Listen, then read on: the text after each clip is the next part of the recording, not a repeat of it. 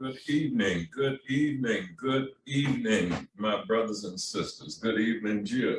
Good evening, class. This looks like a good night. What do you think? I think so. I think so. I think at this point, we have learned the importance of peace. We have learned the importance of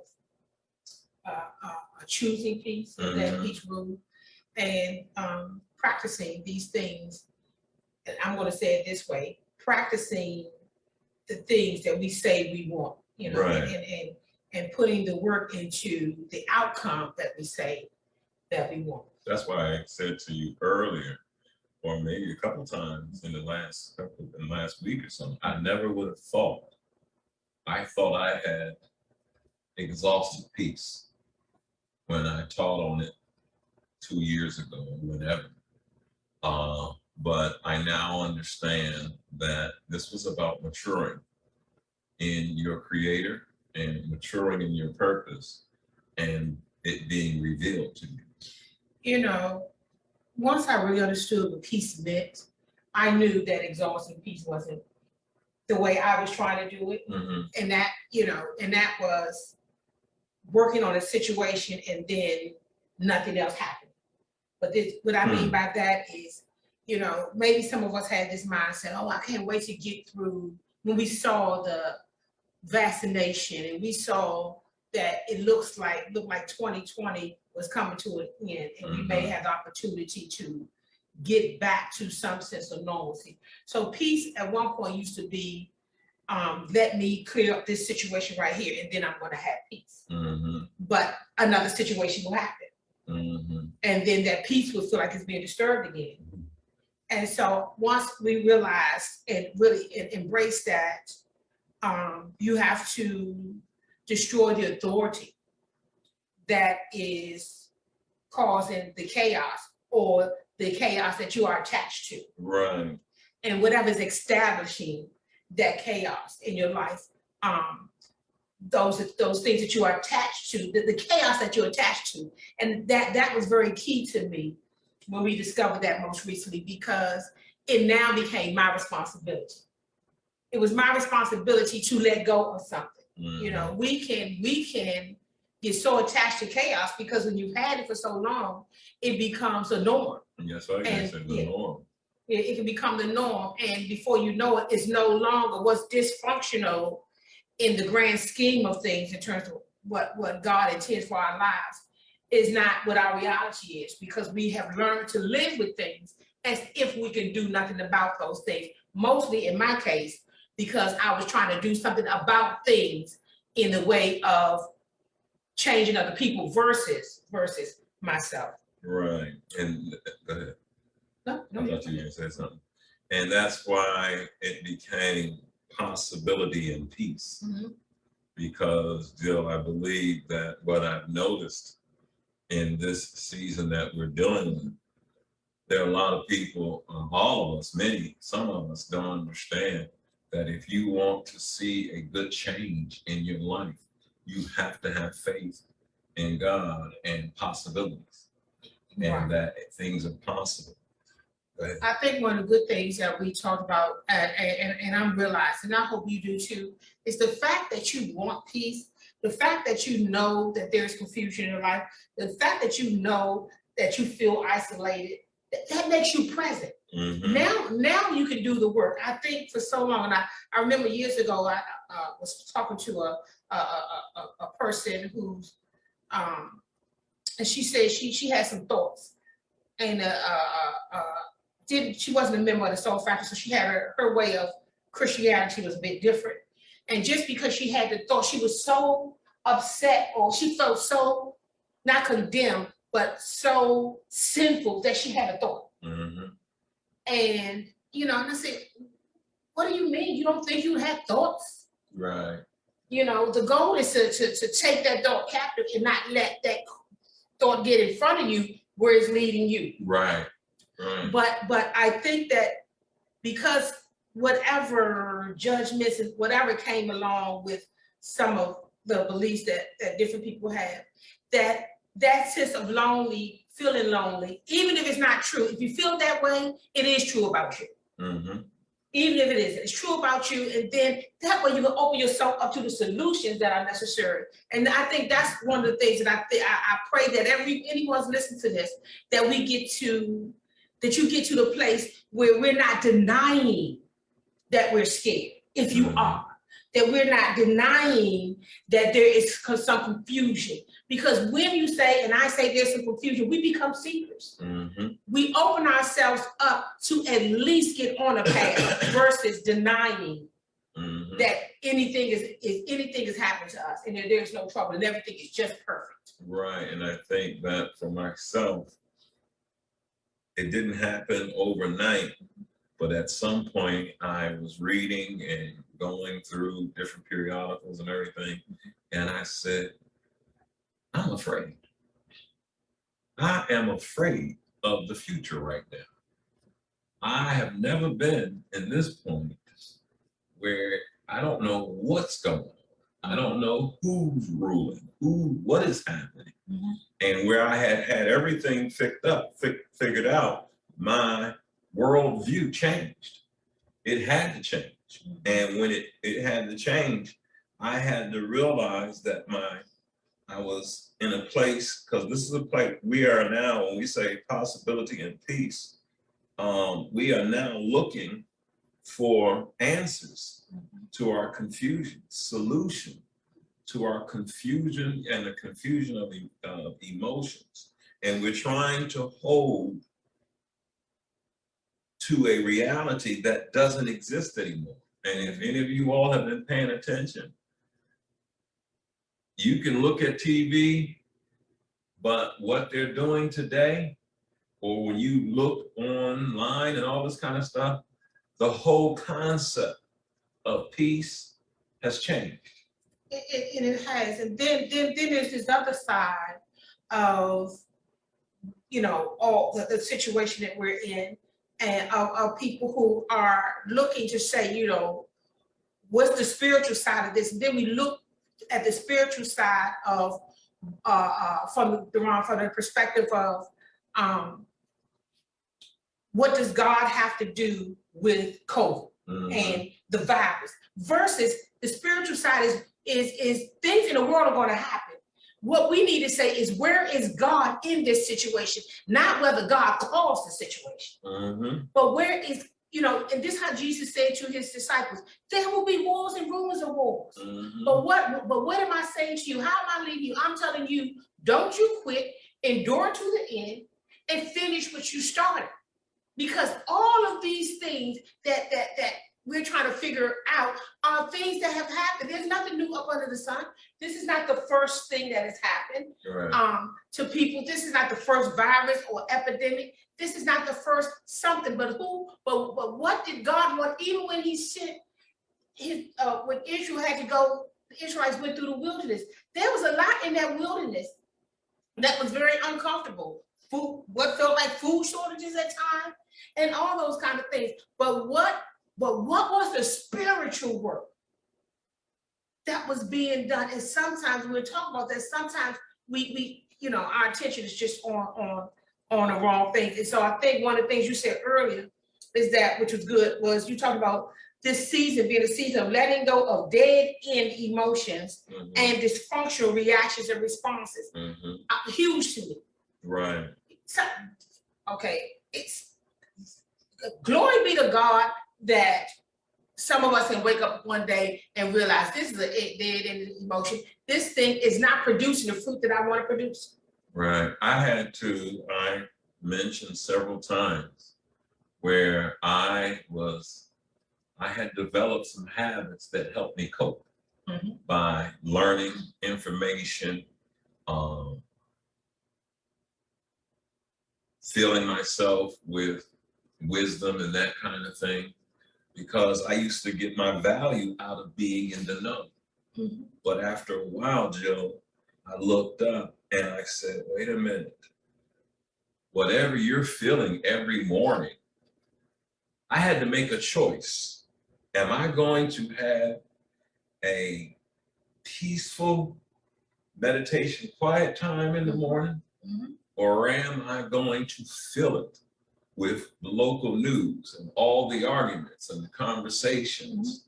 Am I going to be caught up? I had Dick Gregory tell me one time, he said, Deron, you need to be careful because once, he said, the media and all of them, they let this stuff out and it's timed.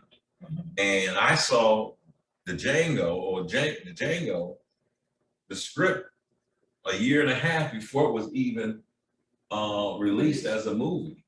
And he was telling me this stuff that's coming out, it's about a social program.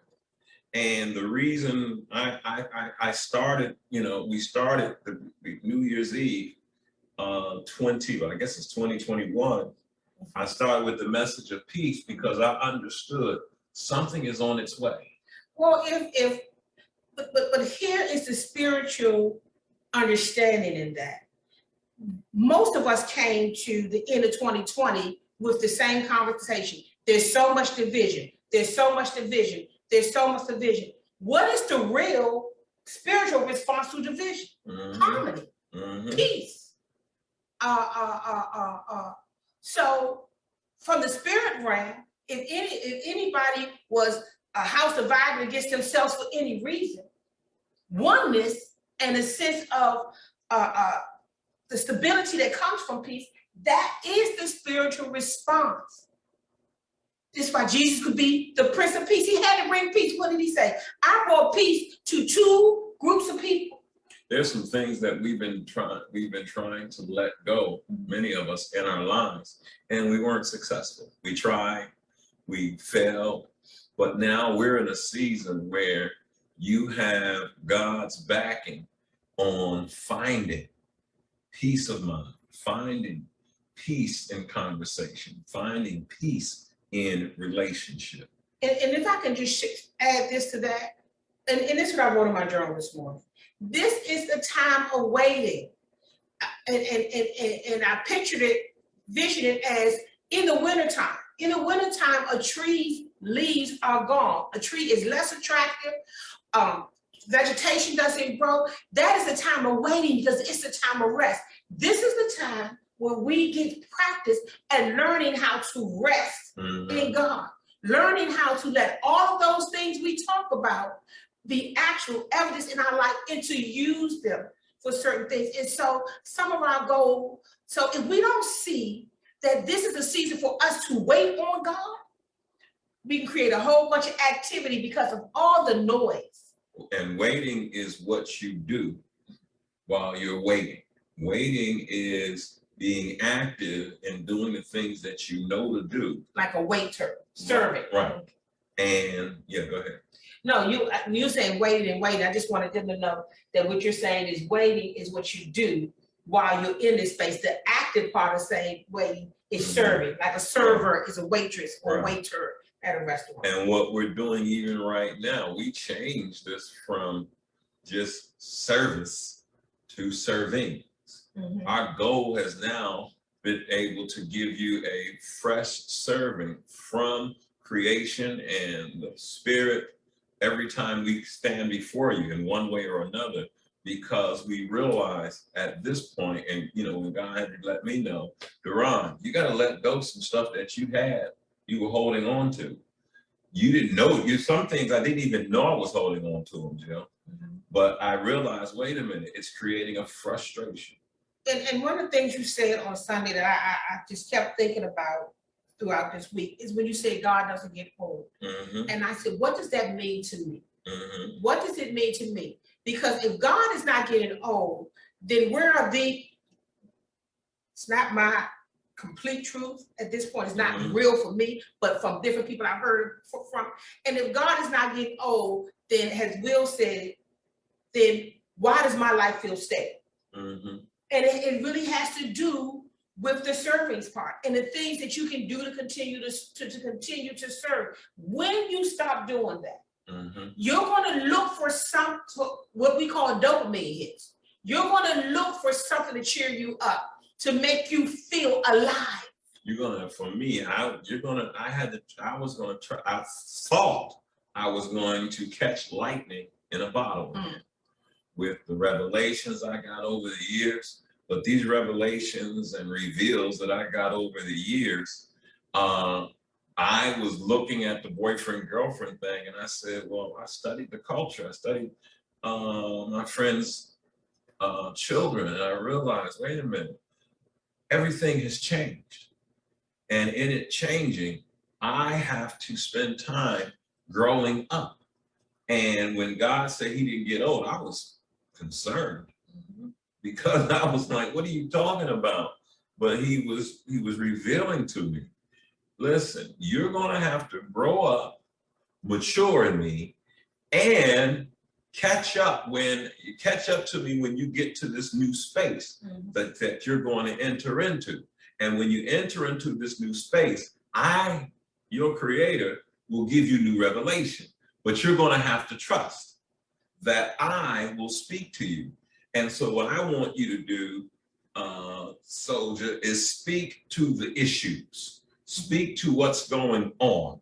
And that's how this message became so relevant, because Jill, both you and I began to say to each other, and when we understood, all right, there is some major catastrophe stuff going on, catastrophic things happening.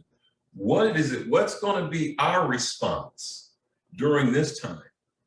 Speak to the issues. And sure enough, my counselor had even said something to me. I go to counseling once every other week. And sure enough, she was showing me that, Deron, this is a new day.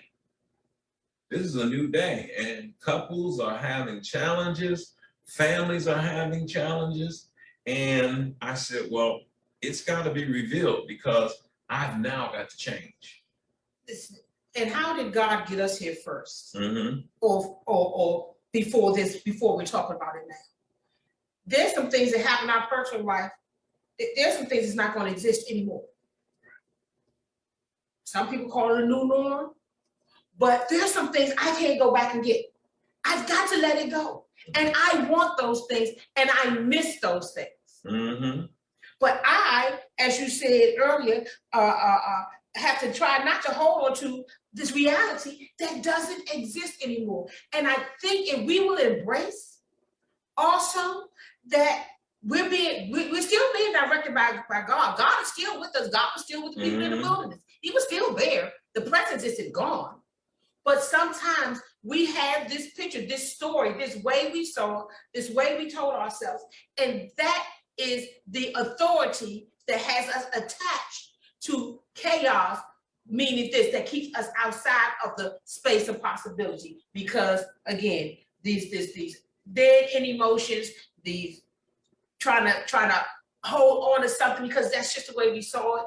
It's the way we wanted to be. But this is about casting your cares on God, waiting, but not waiting anxiously, and understanding that God knows that the anxiety comes, and then doing the work of anxiety through your prayer, petition, with thanksgiving, make your specific request known to God.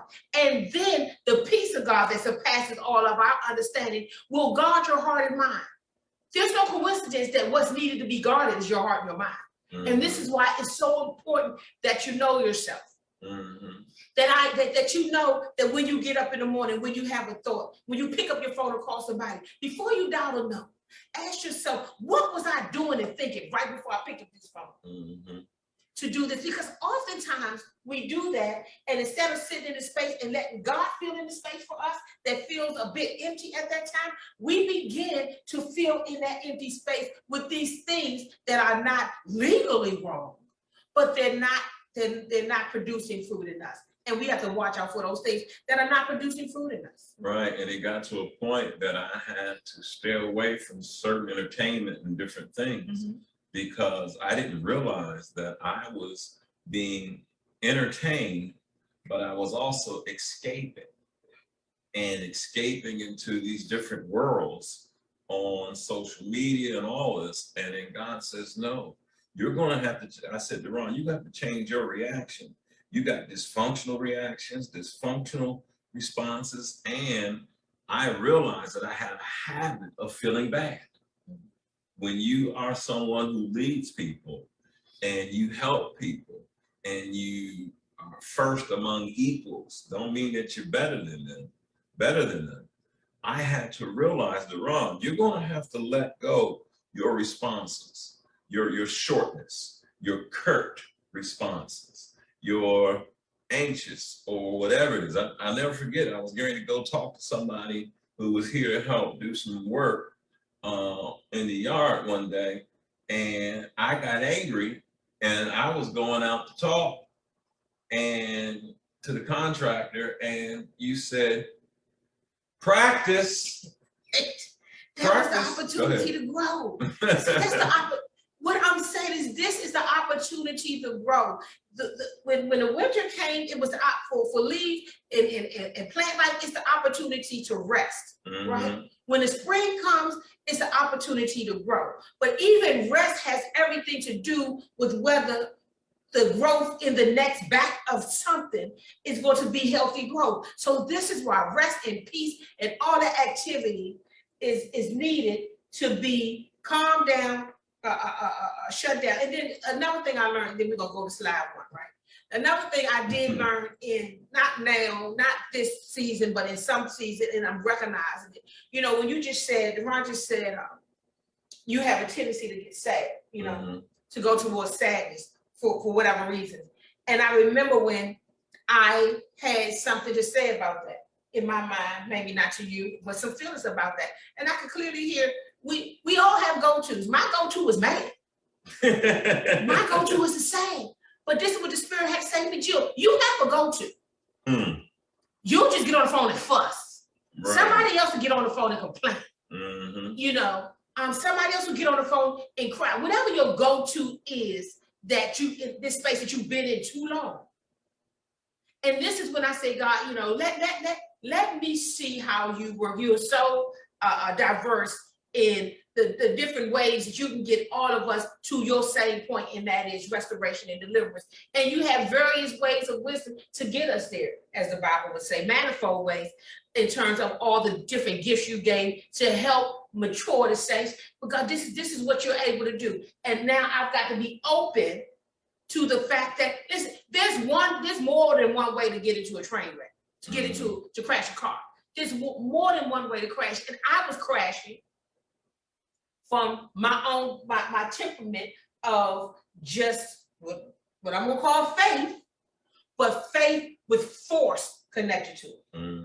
See, this is why anxiety, waiting, you learn all of this in this time of waiting. When you cannot control what's going on, that is when you get the most strength and the most practice on what your future is going to look like because of the seeds that you get to sow right now. And right now, what is being revealed to us as a people, Black, white, Hispanic, Indian, African, Deron, you name it, Afghanistan, Afghanian, whatever it is, what's being revealed to us now is that many of us, we had what we thought was a family that was together, but our children, spirits, their minds, everything has challenged them. And in it doing that, we're ready to go to slide 1 because I want to help you all. We want to help you all get an answer. Let's go to slide 1, Mark 9. 21 to 22 is what we'll read. Go ahead. Well, it's 21 to 24. Okay, here we go. Let's go. Jesus asked his father, how long has this been happening to him? And he answered, since childhood.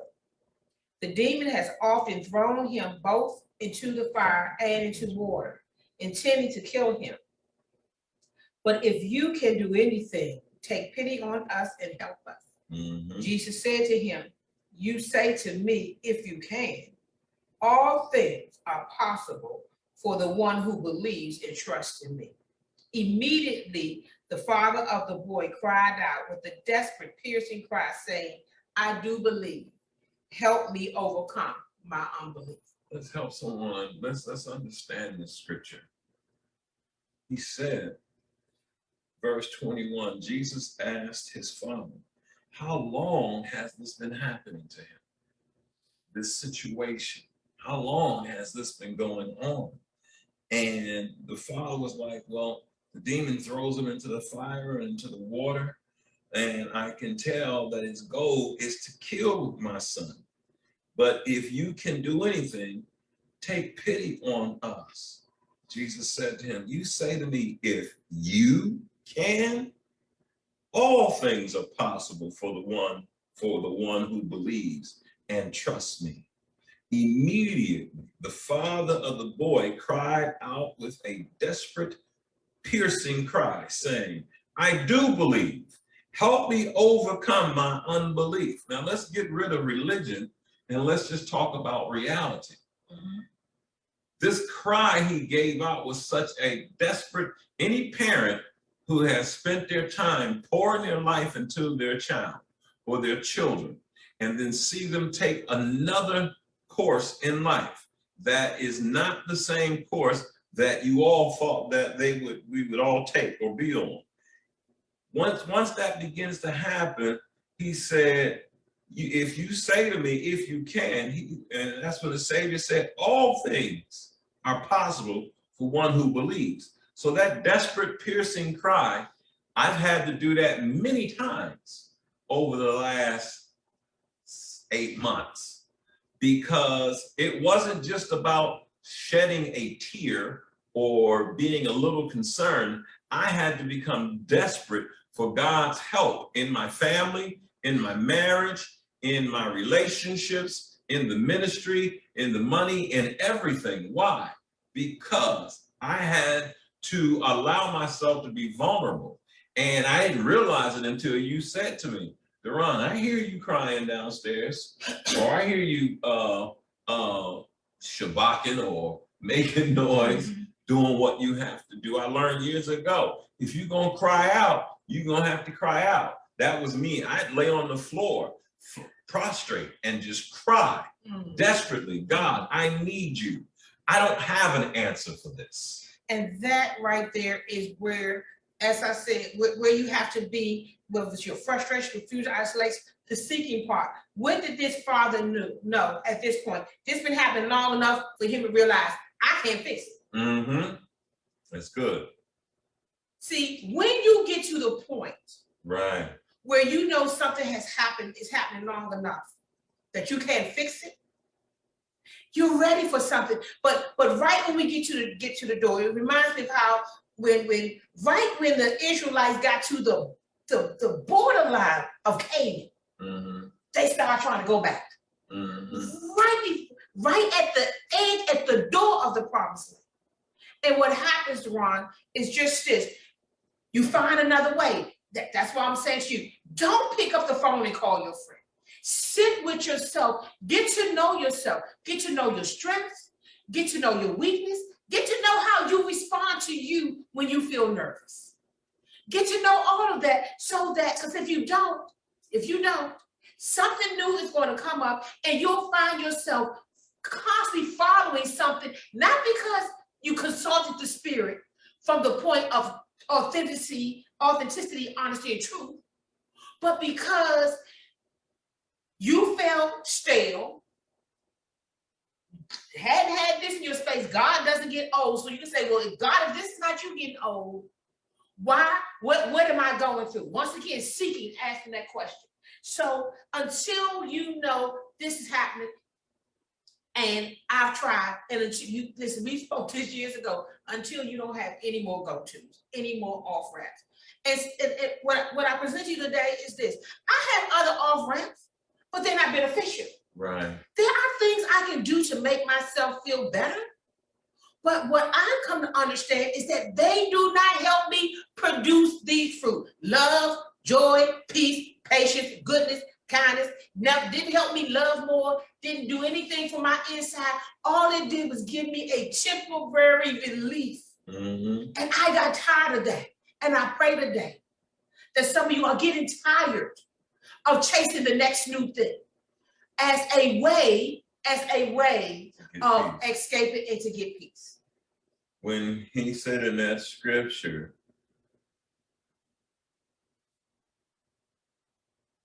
a desperate, piercing cry saying, I do believe, help me overcome my unbelief, I had to be honest with myself to say, Jill and I are going through, and Jill, we're going through some of the things we're going through is because my unbelief. I'm not, once you prosper in some areas and you grow, I realized I was haphazardly seeking him. And I was trying to love you based on what I thought I knew, not based on what he was showing me now, which meant I had to now learn to love you and learn to know you, learn to know my daughter and a couple of my sons, and learn them, because it was no longer business as usual. Listen, why did the Israelites not enter his rest? Because of unbelief. Mm-hmm. Listen, why couldn't they get in?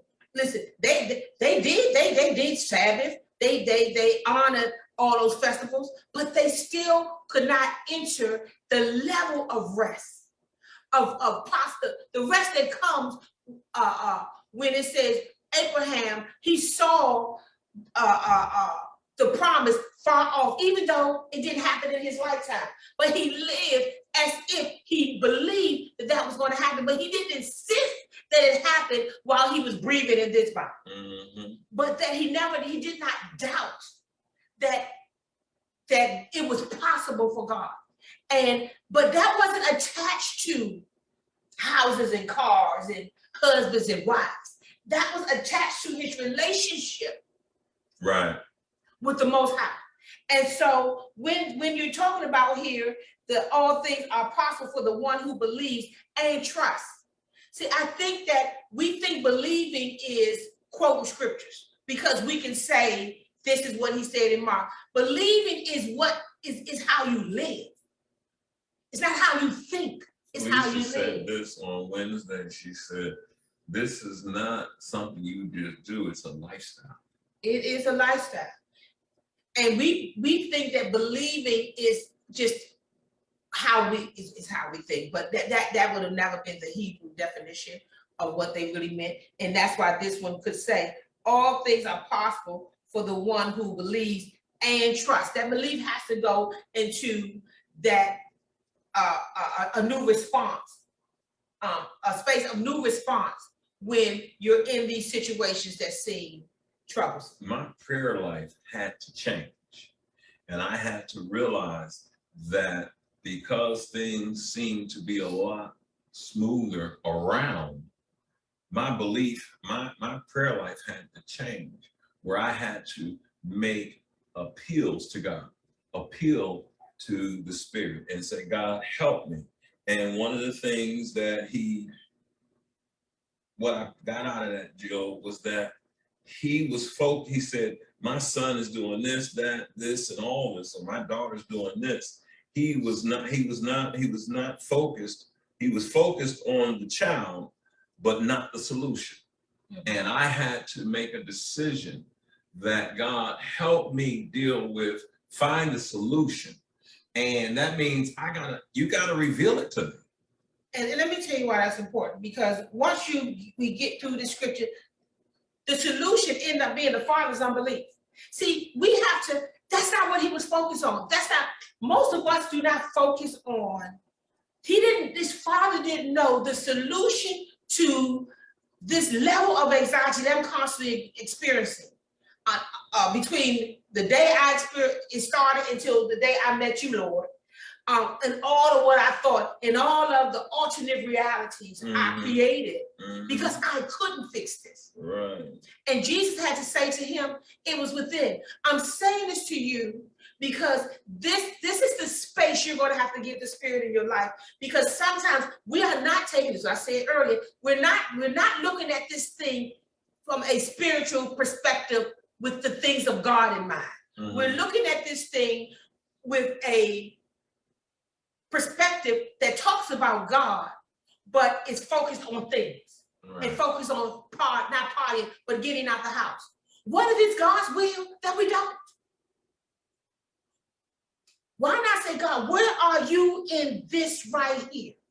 And this right here is not these details, you know, all the man could say is what the spirit is going into the water, this thing's intended to kill him.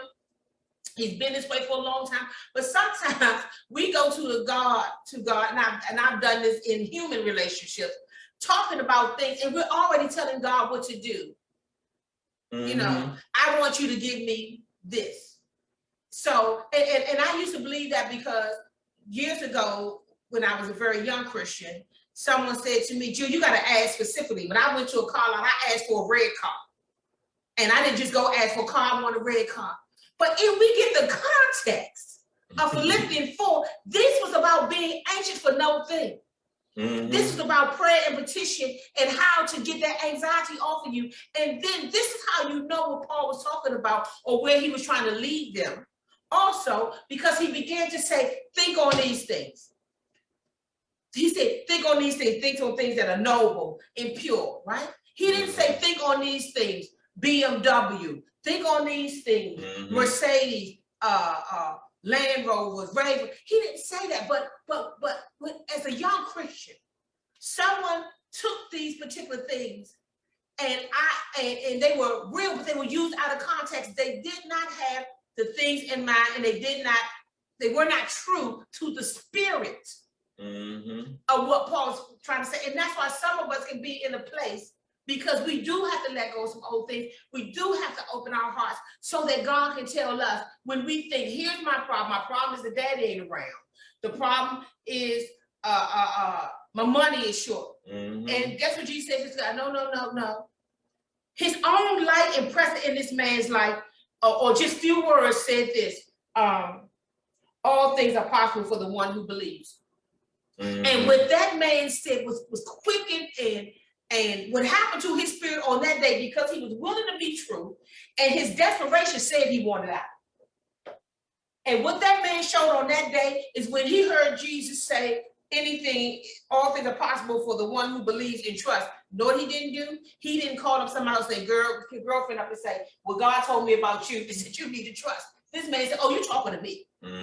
See, that's where I pray that you get to. That when these things happen in your space, it's not about anybody else but you. And because this man did not make this about whoever else, and all the things he may have gone through, and all the rejection and everything that probably happened when you got a son or a child that's not cutting up, but doing this, or a co-worker or somebody, your friend or somebody, they were in one mindset, but once all this chaos hit, they got brand new on you. And in them getting brand new, I started studying what it means to be stuck at home. Because when you're stuck at home, it's a syndrome, because you can be overcome by excruciating boredom, because you're saying, I can't go here, I can't do this. And because I didn't realize how much I like going into the stores and just looking around and doing this, but then I had to start staying in the car, let you do what you got to do, and just wait for you to come out. Absolutely. And what I want you all, I pray that you look for yourself, so that you can know yourself on a level and reach that higher spirituality or that maturity. Is ask yourself when you're doing things, is this restlessness? Because sometimes the way these things shows up in our life, this is why it's restlessness. This is why God said, listen, the ultimate goal is that you enter my rest, because unbelief creates a restlessness in you.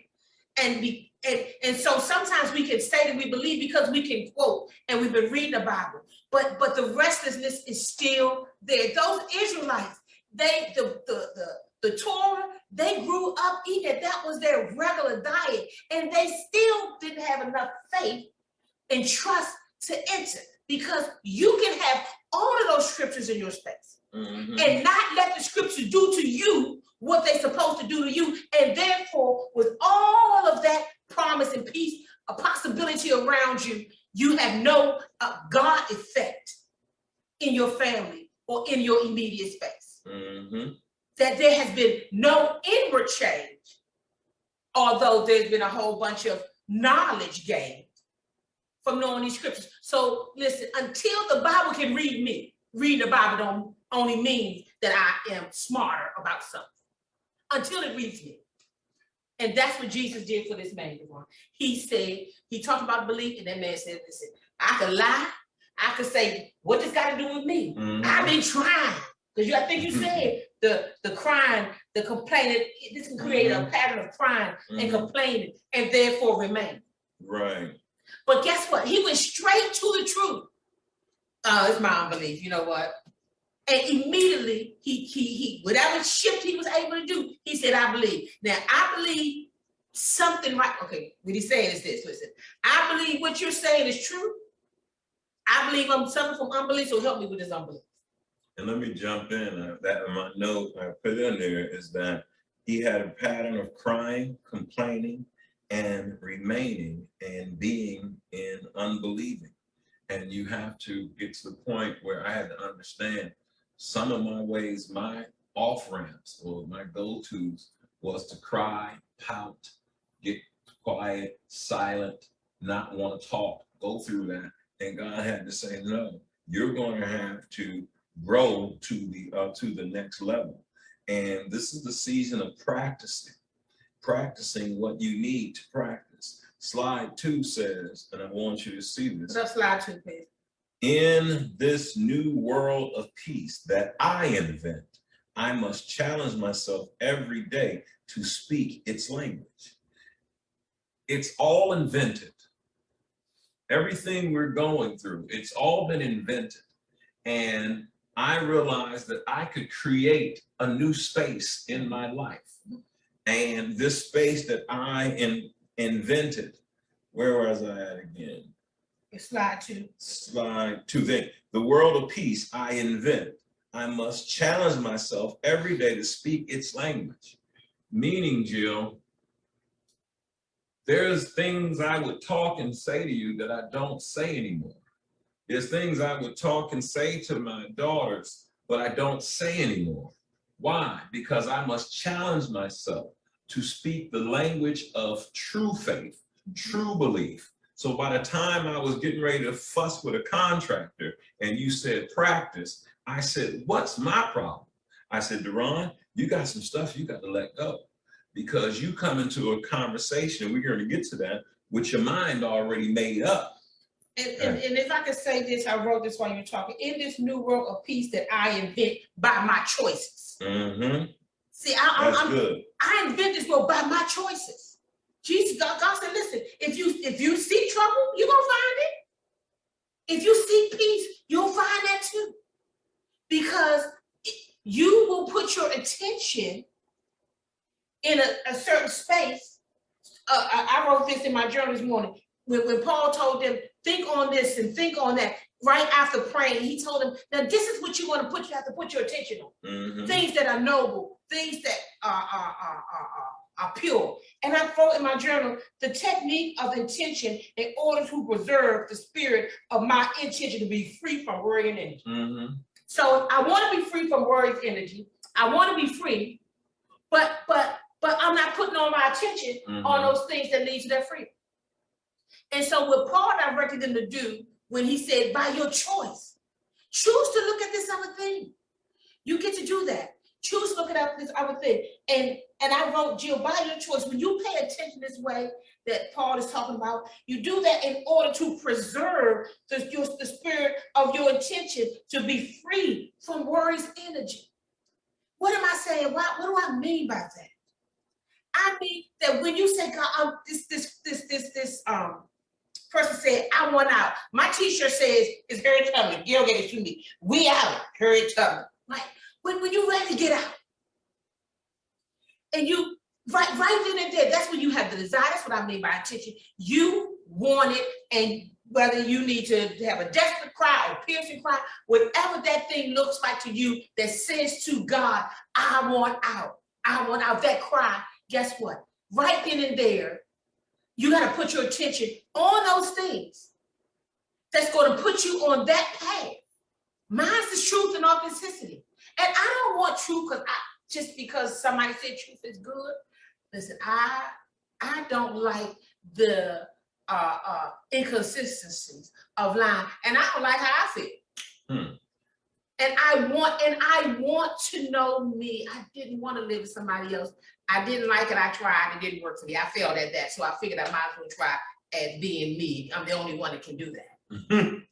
Listen, while you're talking, my mind is I had developed a routine in one of my meditations where, and you'll remember this, Jill, where I could see a leaf fall out of a tree. Mm-hmm. Now this is in my own mind, in my own spirit, and let the leaf fall into the pond, and then it go down to the bottom of the pond. And it was a lot of different things that I would do to take my mind to another place, my spirit to another place. But when I went to meditate this one time, I was angry. And I couldn't meditate. I could not focus on what was needed at the time. And I said, what's wrong? And God said, focus on what you want, not what you don't want. And I realized that I had a couple of people in my life that I would focus on the energy that I don't want from them. Mm-hmm. And in doing so, that would upset me. And I wrote on my paper just right while you were talking, if they act right, I'll feel all right. If they act right, I'll feel all right. That is not true. What has to take place is inside of you. And because I needed them to act right, if they acted right, then I would be at peace. And God, in reality, said, no, be at peace whether they act right or not. And don't you try to say what's right and what's wrong. Why are you allowing this energy from this person to cause you to act disrespectful? And we're going to go to 7 steps that Ron, that you gave us, 7 thoughts that he had that were very good. But I want you to know, you have a choice. That's what possibility says. Possibility says, when people say the sky is the limit, and when they're talking about possibility, what they're saying is, you don't have to be stuck right here. This is not all that is happening on earth, but you got to go into another space. But also that piercing cry, that desperation is really, and this is how John the Baptist said, repent. Come to the place where you confess your sins. Then this is how I'm going to create a highway or space for you to get to deliverance, salvation, to the Lord. Repentance. And this is what this person was doing when he cried out. Something's off. And I mean it, and it's serious. And so again, in this new world, is what you said on slide 2, of peace, that I invent, I added this part with my choices. I must challenge myself every day to speak the language of this new space, where you said earlier, I had to let go some dead end emotions and some dysfunctional reactions and responses. So let's go to slide 3. I'm sorry, were you going to say something? I was going to say, let's go to slide 3. Okay. Well, these are some things that you could do that, Ron, you said you did to get you free from this. Yeah, I had to get myself free. And so these are action steps. These are things that I did, practices that I had to learn to do. And I must let go of trying to change and control others.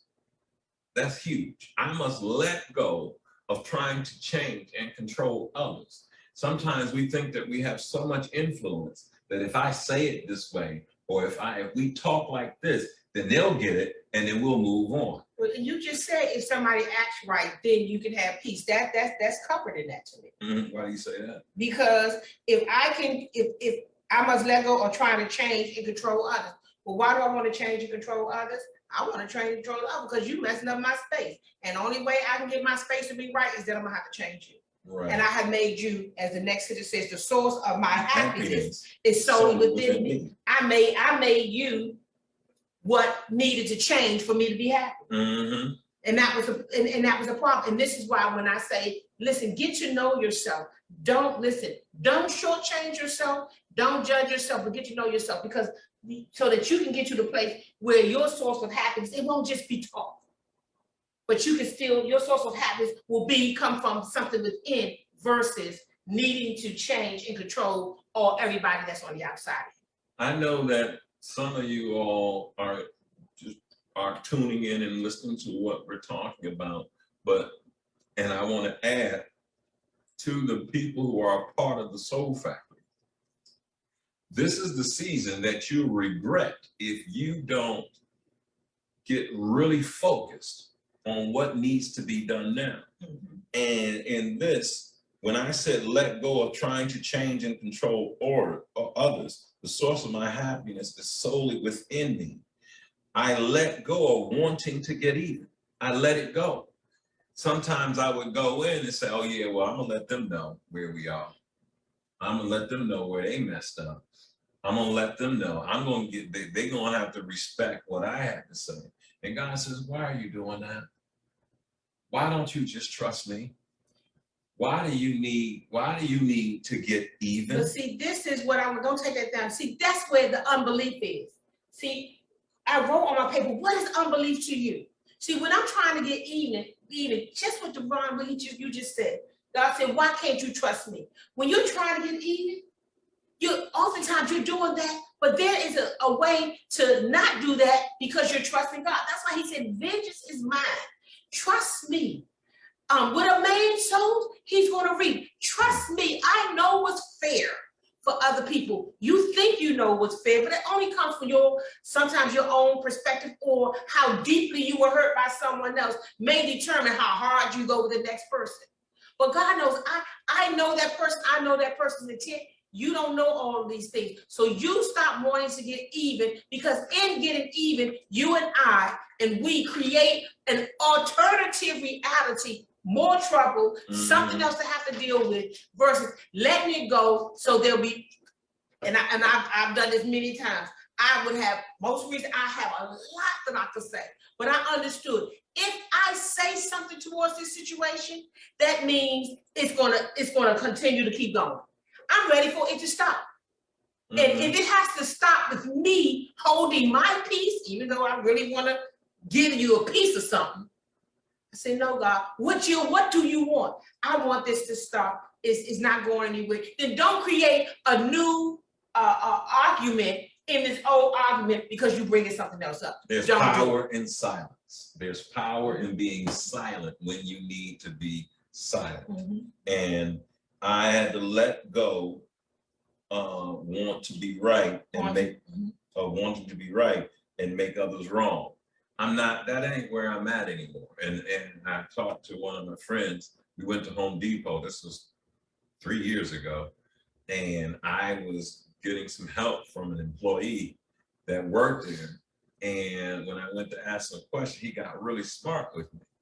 And he was like, oh, for me, I was like, oh, sir, you're going to lose your job. If this is how you talk to the customers, you're going to lose your job. And I was getting it told. I looked up, and my friend, my partner, he kept walking down the long aisle in Home Depot. And I was like, well, where is he going? You're not going to sit here and help me win this argument?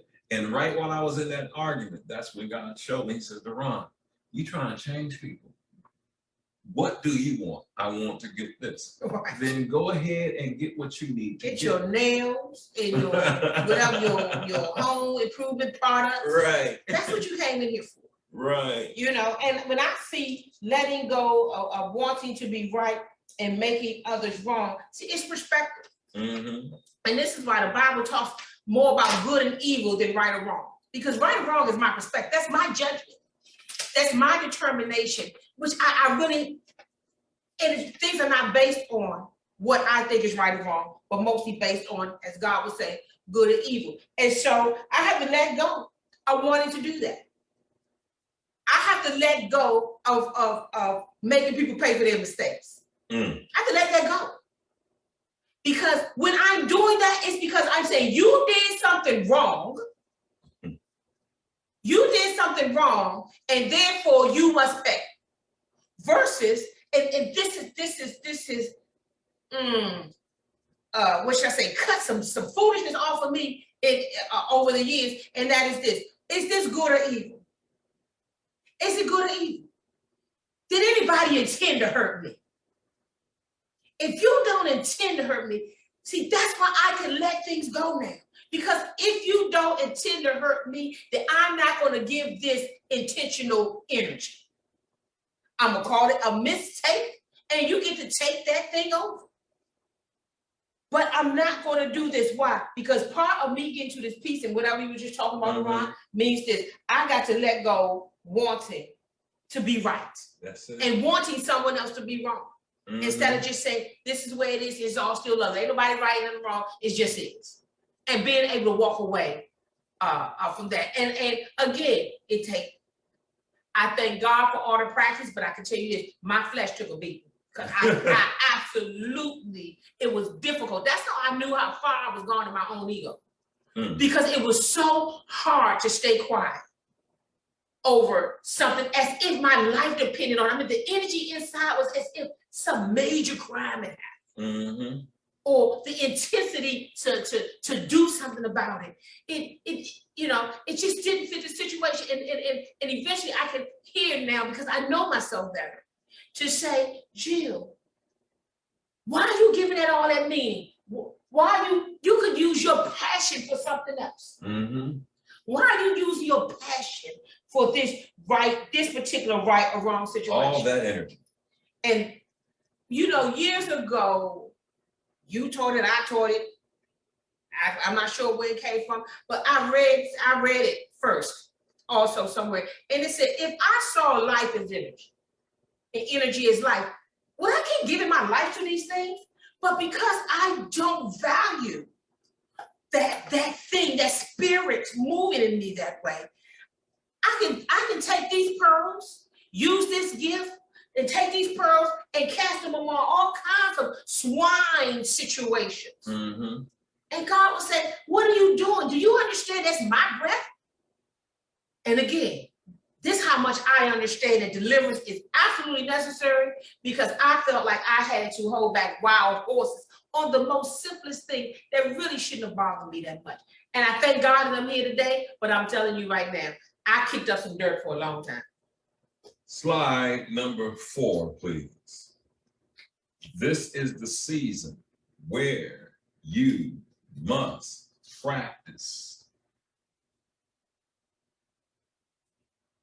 discernment rather than judgmentalism. Judgmentalism says they ought to be different. Discernment sees the essence of and truth of a person, but without judgment. I had to stop judging. And sometimes we judge, Jill, because we're trying to keep from being ambushed by truth or ambushed by something that we didn't want to know. And so I had to practice discernment. And let me say this to you, how this really helped me. I dealt for years, I had to deal with this judgment, and that is about deeming something right or wrong, good and evil. And I had to, when you said how in this new world of peace that I invented by my own choices and the choice of my words, I must challenge myself every day to speak his language. And this is when I began to say it this way: I don't like it. I don't like something, and that's all it is. But for so long, when you call it right and wrong, then you go in harder, or you go in differently. But when I made it about me, not about who's right and who's wrong, but about me, I don't know whether it's right or wrong for them or not. I just know I don't like it. And that's all I can do. But this helped me get into the space, Deron, of discernment, because those doors was blocked because of judgmentalism, right or wrong, right or wrong. And the doors of God and possibility and growth, they just weren't open. And let me say this, they were there, but I couldn't go through them because I was stuck in this particular, not practicing discernment, but rather judging the situation as right or wrong. And listen, you know, when you judge a situation, you bring some kind of verdict against the situation. And versus just saying, I didn't like this, maybe you can do better, maybe I can do better. And give people in life, give God the space to change people, to help people. It took a while for me to do it, but how did I get there and not turn back during trouble? Because now it's what I say. I just don't like it. And that's all I have to say. Nobody's responsible for me not liking it. That's that's on me. I got to do something about that. And that's what made it me not give it long life, but just temporary something. I have one here: be modest with opinions, perfect and do the work of peace, practice diplomacy, and gently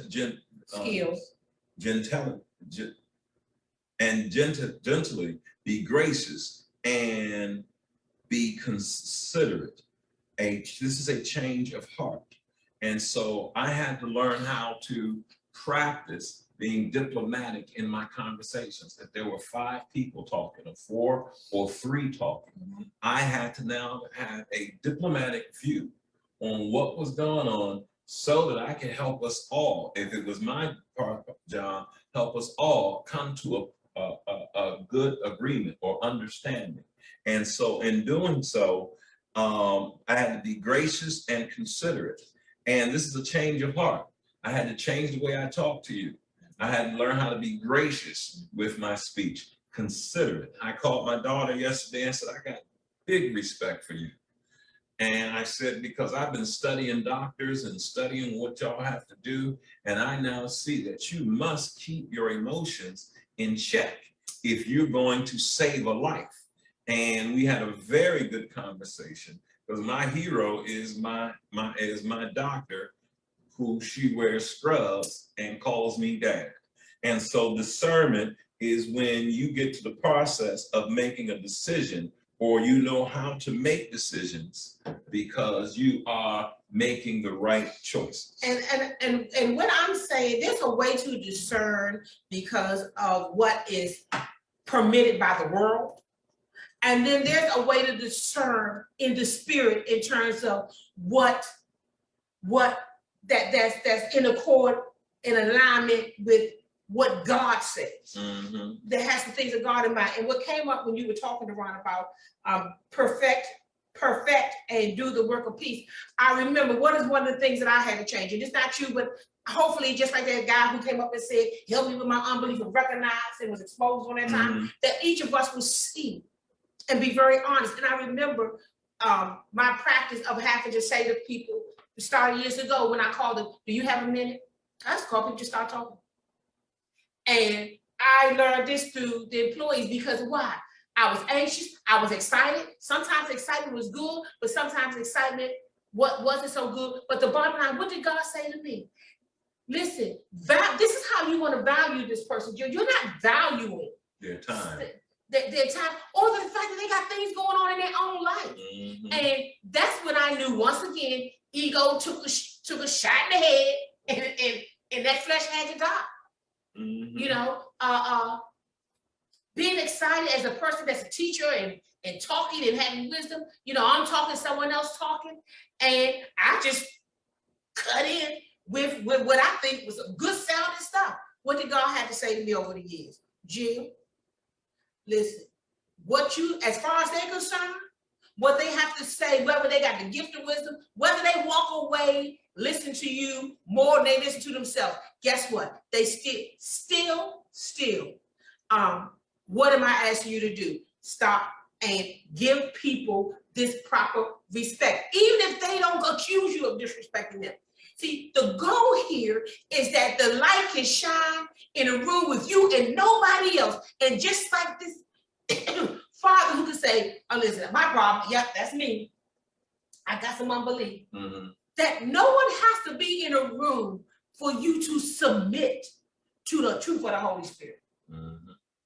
This is when you know that you are ready to come out of Egypt, go to Canaan, cross the Jordan, and enter the real West, enter the true rest, and I'm gonna say it this way, and possess the land that God has given to you. Some of us, we have that land, we're hanging out in it, we can see all the beautiful things in the space, but we don't treat it like that's an inheritance, and that is something that we should possess versus something that should keep slipping through our fingers.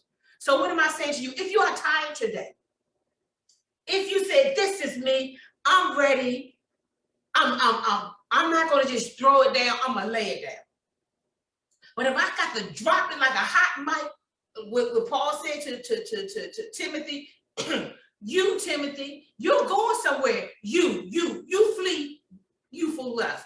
What did Jesus say to the rich young ruler person?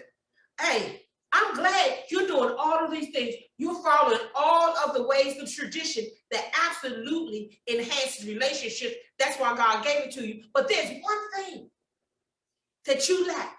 Listen, present yourself to God today. A living sacrifice. A living sacrifice to him, and let him. Because this is the least we can do. It was said. But choose today to present yourself a living sacrifice, not to the opinions of men, not to what the world says, but to what God reveals. So that discernment that we're talking about and that peace that we're talking about won't be something that passes us and gets out of our hands and then we don't possess it, but every season we flip it out. But let God get us to that change of heart that Deron was talking about when he said, be gracious and considerate, perfect and do the work of peace. Awareness plus resolution equals expansion. When you are aware of it, and then you resolve to be in resolution, then it equals your soul, your material, your spirit being expanded to another level. Mm-hmm. So it's the word R, A-R-E. Are you resolute? If you are, then expect, with that awareness, expect expansion and growth. This is why I know for myself, I did not know Sister Sharon, Brother Bob's wife from, Camp Dynamite. She told me the other day that this is what pastors go through. This is what's happening. I said, Sister Sharon, had I known that at 54 and 55, that I would become alive and become freer, I thought I was already free. But it is awareness plus resolution equals expansion. Amen. And on that note, let's thank God. Let's open our hearts up to the change of the spirit and ask the spirit, hey, this house right now, gut it out, empty it out, and now I want to fill it with your ways and your spirit. Now that those other spirits and that energy and whatever it was left me during this moment when you were speaking through your service. Mm-hmm. God, let it be so. Mm-hmm. And the matter is settled. If God is for you, who can be against you? Yes. The matter is settled if you will only believe and trust. And church, this is the time to show up, not just to sit back and watch, but it's time. Kids eat free. It's time.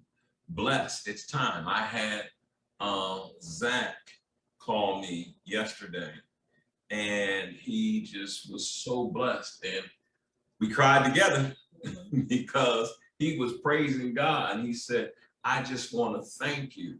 He said, I recognize. He said, one of the people who have helped me out over some time, the counselor asked, how do you serve with this kind of passion? And he said, because of what I've been taught, because of what I know. And I have no choice but to do this. And he said, Deron, what you all have done, he said, Rivian became my friend first, not a minister, but a friend. And he said, I realized that I have gone to another level. And he said, I am just gracious and grateful.